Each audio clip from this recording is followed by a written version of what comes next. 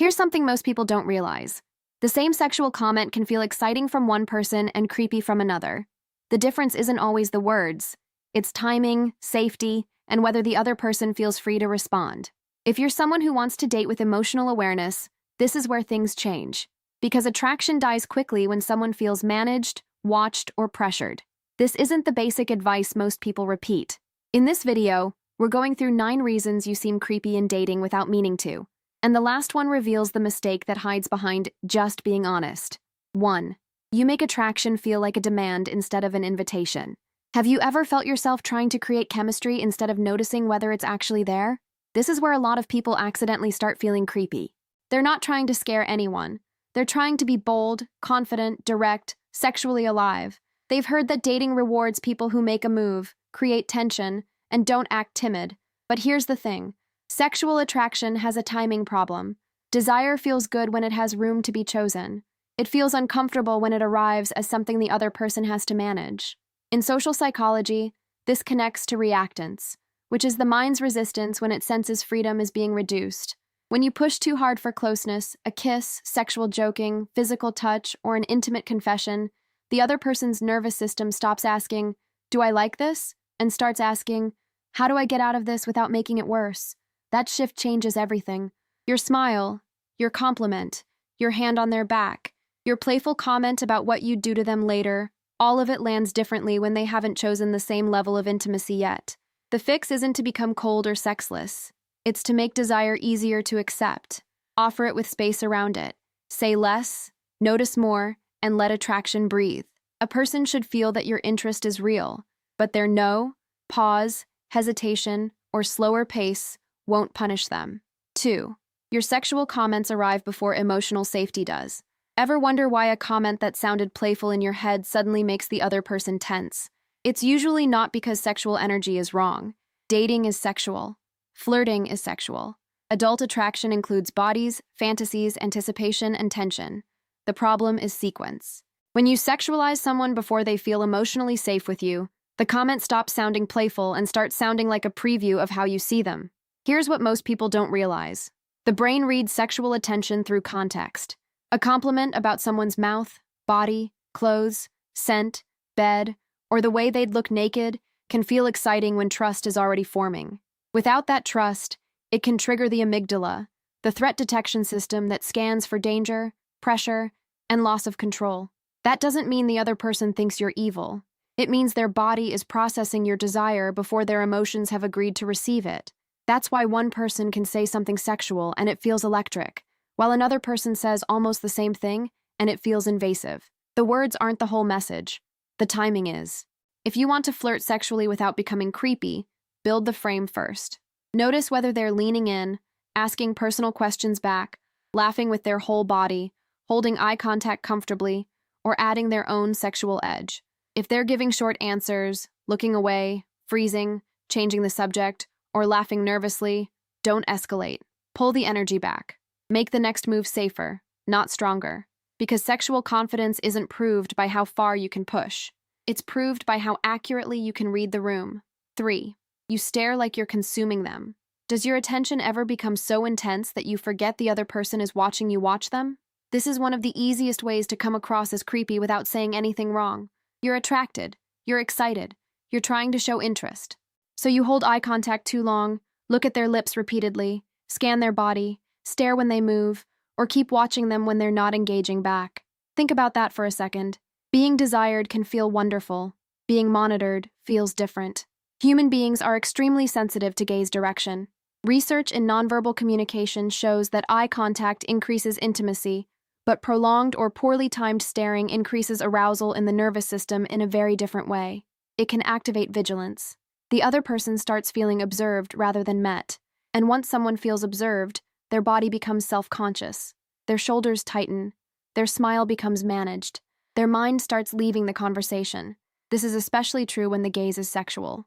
If your eyes keep dropping to their chest, legs, mouth, hips, or clothing, you may think you're being subtle. You're not. Most people can feel when they're being visually undressed. The fix is simple, but it takes discipline. Let your gaze move like a conversation, not a spotlight. Look at their face when they're speaking. Look away naturally when you're thinking. Notice their body once, not repeatedly. If attraction is mutual, the sexual gaze will eventually be invited. Until then, your attention should make them feel chosen, not inspected. If this is making you look at flirting differently, comment, signal. Let's see who's paying attention to the quiet signs most people miss. 4. You treat hesitation like an obstacle to overcome. Have you ever heard a soft no and answered it with persuasion?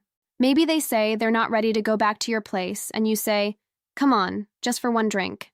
Maybe they say they want to take things slow, and you say, "I promise I won't try anything." Maybe they pull away from a kiss, and you try again later because the mood seemed better. In your head, you're being romantic, persistent, passionate. That's not passion. That's pressure. Consent isn't just the absence of a hard no, it's the presence of active willingness. In sexual communication research, people often use indirect refusal because direct refusal can feel socially risky. They soften it with delay, humor, excuses, or vague language because they're trying to stay safe, polite, and unpunished. So when someone says, "I'm tired, maybe another time," "I don't usually do this," or "I should probably go," the creepy response is to debate the literal words. The respectful response is to hear the boundary underneath them. This is where many people lose someone who is actually interested. They mistake hesitation for a challenge. They think, "I just need to make them more comfortable," while doing the exact thing that removes comfort. The fix is to reward hesitation with safety. If they slow down, you slow down. If they seem unsure, you say, "No pressure. I like spending time with you either way." Then you actually mean it. That last part matters. People can feel when your reassurance is just another tactic. Sexual trust grows when someone discovers they can disappoint you and still be treated warmly. That's the moment you stop feeling risky. 5. You confuse intimacy with access.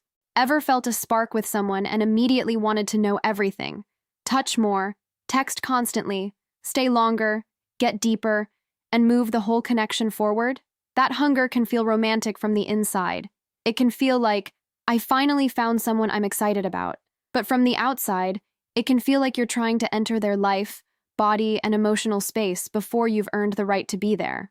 Here's something that might surprise you. Intimacy isn't the same as intensity. Intensity happens fast.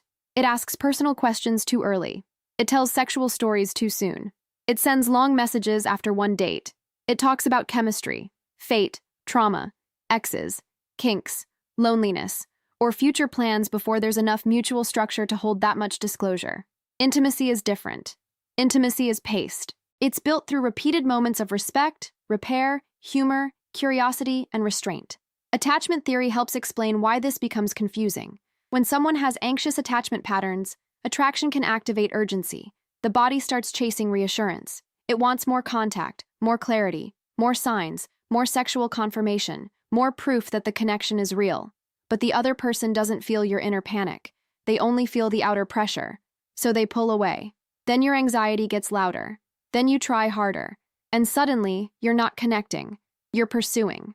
The fix is to match depth with history. If you've only had one date, don't speak like you've built a relationship. If you've only flirted, don't act like you're entitled to sexual access. If they share something vulnerable, don't immediately raise the emotional stakes with your own heavier confession. Let closeness earn its next step.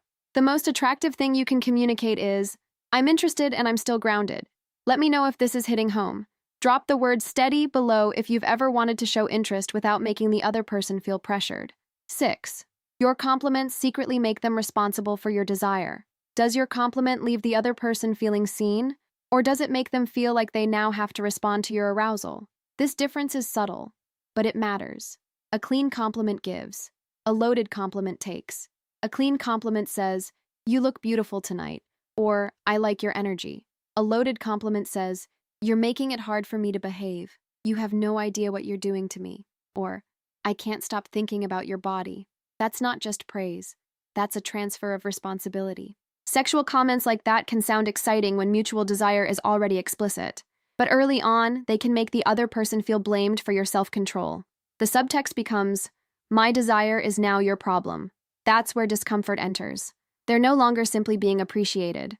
They're being placed inside your sexual reaction and asked to manage it. Researchers studying interpersonal boundaries describe this as a collapse between internal experience and external demand. You're allowed to feel desire. You're allowed to be turned on. But the moment you make the other person carry the weight of that desire before they've consented to that kind of exchange, the energy changes. So make your compliments lighter, cleaner, and less possessive. Compliment choices, not just body parts. Compliment presence, not just sexual impact. Say, "That looks amazing on you," instead of turning their outfit into a confession about what you want. Desire becomes safer when it doesn't arrive with a bill attached. And hey, if this resonates with you, like and subscribe. It helps us reach more people who want to date with confidence, emotional awareness, and the kind of sexual maturity that makes attraction feel safer, not smaller. 7. You ignore the body because the words sound polite. Have you ever convinced yourself someone was comfortable because they didn't explicitly tell you to stop? This is one of the most painful dating mistakes because it often happens in the gray area. The person is still smiling. They're still being nice. They haven't left. They haven't said, "You're making me uncomfortable," so you keep going. But their body has already started telling the truth. Watch for the freeze response. Not every discomfort response looks like pulling away dramatically. Some people become still. Their voice gets thinner. Their laugh gets smaller. Their answers shorten. Their eye contact becomes fixed or disappears completely. They stop initiating touch. They let you hug them, but they don't hug back with the same pressure. They kiss, but their body doesn't move toward you. The nervous system has more than fight or flight. There's also freeze and fawn. Fawning is when someone stays agreeable to reduce tension. They laugh at the sexual joke. They say, "It's fine." They don't want to make things awkward. But agreement that comes from fear of conflict isn't the same as desire. That's why your job in dating isn't just to listen for no. It's to notice absence. Absence of enthusiasm. Absence of return energy. Absence of curiosity. Absence of relaxed movement toward you. A grounded person doesn't punish that absence. They respond to it. They pause. They soften. They give the other person a clean exit. They say, "We don't have to rush anything," and then they stop rushing. That one move can completely change how safe you feel to be around. 8. You make rejection feel unsafe. Ever notice someone become colder after you joked about being rejected, complained about being led on, or acted wounded when they didn't match your pace? This is one of the fastest ways to create creepiness, because it tells the other person that your ego may become their problem. You don't have to yell. You don't have to insult them. Even a heavy silence, a sulky shift in mood, or a bitter little comment can teach them that honesty will cost them. That's not vulnerability. That's emotional pressure. When someone is deciding whether to become sexual with you, they're not only asking, "Am I attracted?" They're also asking, "What happens if I change my mind?" This is especially important for women dating men, but it matters in every direction. People need to know that stopping, slowing down, declining sex, ending a kiss, refusing a second drink, or not inviting you inside won't create punishment. If your warmth disappears when access disappears, the warmth starts to look fake. The fix is to become easy to disappoint. That doesn't mean you pretend rejection never hurts. It means you handle the hurt privately and respectfully. If someone says they're not feeling it, you say, "Thanks for being honest." If they don't want to come up, you say, "No worries, I had a good time." If they slow down physically, you don't interrogate the moment. Your emotional steadiness is part of your attractiveness. It proves that your interest isn't a trapdoor. 9. You act like sexual honesty means saying every sexual thought. What does it mean when your honesty about desire starts making someone feel trapped? This is the moment from the beginning, the one where you think you're being real, but the other person feels their comfort has become less important than your fantasy. Sexual honesty doesn't mean saying every impulse out loud. It means sharing desire at the level the other person has actually invited. "I'm attracted to you" creates a doorway. A graphic description of what you want to do to them pushes them into a room they didn't agree to enter. That's the difference. The fix is restraint with warmth. Let desire be visible, but not invasive. Creepy isn't always wanting too much. It's forgetting that their comfort has to stay alive inside your wanting. Because once someone feels safe around your desire, attraction can finally move without resistance. The energy changes. Your presence stops feeling like pressure. Your interest stops feeling like a test. And closeness becomes something they can choose instead of something they have to manage. And that's where the next part begins. Because when comfort is there, touch starts to mean something completely different. It's no longer about forcing chemistry, proving confidence, or trying to create a moment before the other person is ready. The right touch feels timed. It feels chosen. It feels like their body can relax instead of defend itself. The next video breaks down 15 touches that make people fall deeply in love with you, and why the right touch, at the right moment, can create the kind of emotional pull words can't always reach.